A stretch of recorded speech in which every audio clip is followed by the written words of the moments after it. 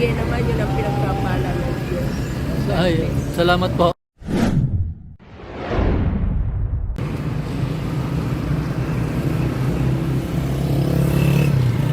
Nay, ano po yung dala nyo? Yalungan. Po? Yalungan. Tabi po, Nay. Ano lang? Saan po kayo nakatira? Ano lang sa Mars. Marisol? Ano yung pinupulot nyo? Napulot ko lang, di ano. Saan nyo dadalhin yan, Nay? Sa bahay ko.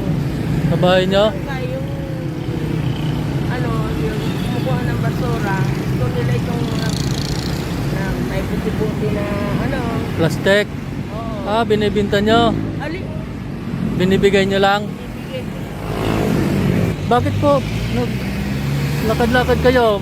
Baka masagasaan kayo dyan. Naman, kasi pag naglalakad ka, practice yan, lalo na matuwa. Ah, nag-exercise din kayo, no? Oo, exercise. Eh, saan po yung mga anak nyo? Mayroon dito. Pero nandun sa Matnog. Saan? Sa Matnog, mga kamag-anak ko. Matnog? Sa Bicol? Oo. Oh, taga Bicol kayo, Nay? Oo. Marunong ka mag-Bicol? Oo. Ba, magkalapit lang ang ano natin. Ako sa ano ako? Sa Bulusan. Asa bulok. Alam mo ang Bulusan? Mag-Bicol ka nga, Nay.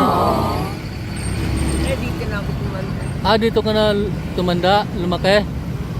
Yung mister nyo po, nasaan? Ay, balo. Na kami malagpat mag-asaw. Tete. Tete. Patay na? Oo, kalambala na. Ah, matagal na? Ilan po yung anak nyo, Nay? Bali, tatlo na. Tatlo? Ah, nandun sila lahat sa Matnog? Oo. Sa yung kasi kami na sa palagi. Ano ang yan? Di naman ako punta na. Kaya kayo na yan para Matagal na kayo hindi umuwi? kumanda na ako dito. Ay, ganon. Pero may kapatid kayo po dito sa ano, Pampanga, may kamag-anak din kayo dito. May ano, pag ano pupunta, binibigyan ako ng pamyali mong pamangan. Tapos, yung mga apo nyo nandito rin. Ay, Wala kayong apo dito? Yung anak nyo lahat nasa Bicol. Sino yung kasama nyo dyan sa Marisol? panguna kang Kahit Bicolan na kayo, yung salita nyo Kapampangan na. oo. Punta eh. Kaya na ako may tuwa. Ah, Yung mga ano lang ito. pinupulot mo tapos binibigay mo sa sa nagbabasura. Oh Patingin nga, my Nay. God. Wala naman, kaya mo. Po, Ineseli ko naman iniasan. Tagya mo. magkababayan pala tayo, Nay. Bicol, Namatlog ako. Matnog, Bulusan. Alam mo yung Bulusan? Oo. Yung sa Matlog kasi, yun na yan. Pwede ka nang lumipat ng tulay doon. Ay, Opo, papuntang Allen. oo. Pero yung salita ng Matnog at saka Bulusan, halos parehas lang. No, hindi ka na marunong mag-Bicol. Nakapag-Bicol Maaram pa, maaram pa. Oh, yun. Maaram pa, marunong pa. Oh, naniwala ka na, Nay, na Bicol ako? Oh. Anong pangalan mo, Nay? Merlina. Merlina? Ilang, Batas. ilang taon na po kayo? Ano na ako? Sa New Year, 55 na ako. Ngayong New Year? 55? Ah, bata pa kayo. Hindi pa kayo senior. Pauwi na kayo. Tabigyan kita, Nay, ng ano, pang merienda mo. Sige, salamat. Na-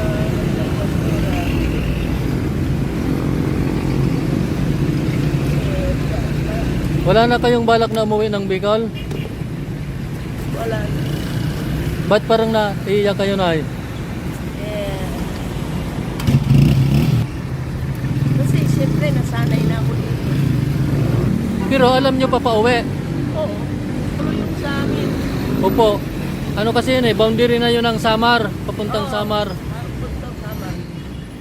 Matnog, tapos tatawid ng Allen, tapos ano na, Samar na. Parang naiiyak kayo, Nay. May naalala kayo? Naluruan na. Paano yan, Nay? Pag halimbawa, hindi nyo na kaya yung katawan nyo, sino mag-asikaso sa inyo? Malayo kayo sa anak nyo. Mayroon akong ano dyan. Kamag-anak. Kadugo mo talaga siya. Yun ang kasama mo sa bahay. Parang nag-exercise lang pala kayo, naglalakad-lakad. Kasi nung babaluktot yung kimpali, lalo kang babaluktot. Opo, pag laging nakaupo, no? Lalong manghihina yung katawan. Ako, ali, magsa-uabang na. Magpili na akong magkakad ako. Sige po, Nay, pang merienda mo. Para makapag-merienda ka dyan sa ano, daan. Sige. Pasensya na, Nay, ha? Naabala kita. Ang nagbibigay naman yun ang pinagpapala ng Diyos. Ay, salamat po.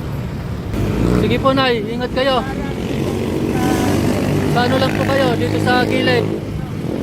Kasi maraming sasakyan. Sige po. Salamat. Ang nagbibigay naman ng pagpapala, ikaw naman ang pagpapala ng Diyos. Ayop, salamat po, Nay. Magpasalamat na lang tayo sa Panginoon.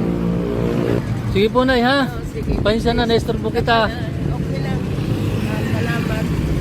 Pagpalain mo naman. Salamat po, Nay. Sige, ingat po. Ingat dyan sa daan.